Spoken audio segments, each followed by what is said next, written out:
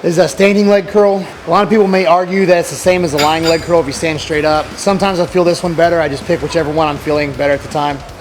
There's some exercises that are designed to get a full stretch in the hamstring, like a stiff leg or Romanian deadlift. And there's some that are designed to get a full contraction, like a lying or standing leg curl. To get a full stretch on this, I'd have to open up my leg and bend all the way over, and I'm not doing all that. I'm just working on the curling part of it. So that's what we want to concentrate on exercises like this, is a complete full contraction.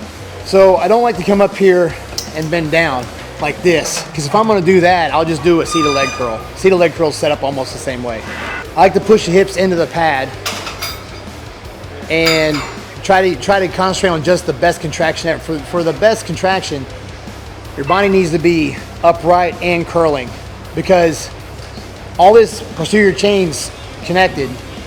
They all affect each other. So if I bend at the waist, I'm stretching out my hamstring. So if I curl and then come down, that's not a max contraction. I just contracted it and stretched it out.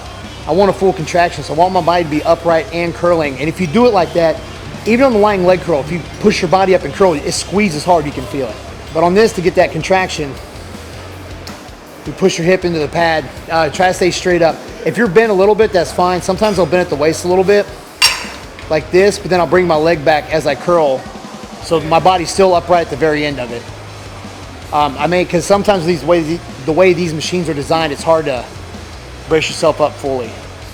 So I might come down a little angle to brace myself, but then I'll swing my leg out to make everything straight when I curl. Plus, doing it like that keeps the leg you're working from dragging the ground. If you are on a standing leg curl where your foot that you're working is dragging the ground, find like a 25-pound plate or something and stand on it with the leg you're not working, so that your other leg is up from the ground. That way it doesn't hit the ground as you're curling it. This one, I usually just bring this foot forward a little bit, and then I bend in the waist and I'll tilt my body. So my body, when you come around the side, you can see, like, my body's still straight, but I'm just kind of tilted forward a little bit, like this.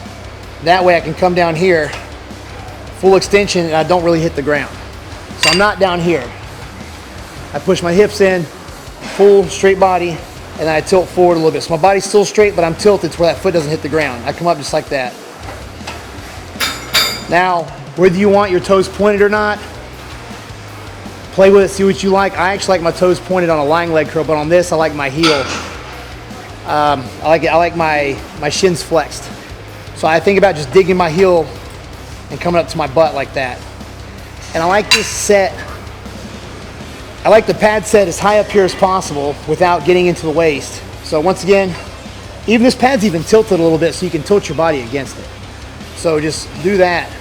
Push my hips in. If you have a hard time keeping your body straight, just think about flexing your glutes and keeping your glutes flexed as you curl, and that'll help keep your body straight. So I'm right here, I'm bracing myself here. All I do is take my heel, bring it up to my butt. And keep pushing your hips in the pad. One thing I don't like to see is people concentrate on just bringing the weight up anyway, and they start doing this shit here, bringing their butt out and curling like this. You want to keep all this pushed in. You want to think about swinging this around in a half circle to hit your butt. Just like this. Swing out, flex, and make the sacrifice of not doing a lot of weight and do it real controlled and hold the contraction. I guarantee you will get more out of it, instead of bringing your butt out and dragging it up. Come here, swing out, hold, come down.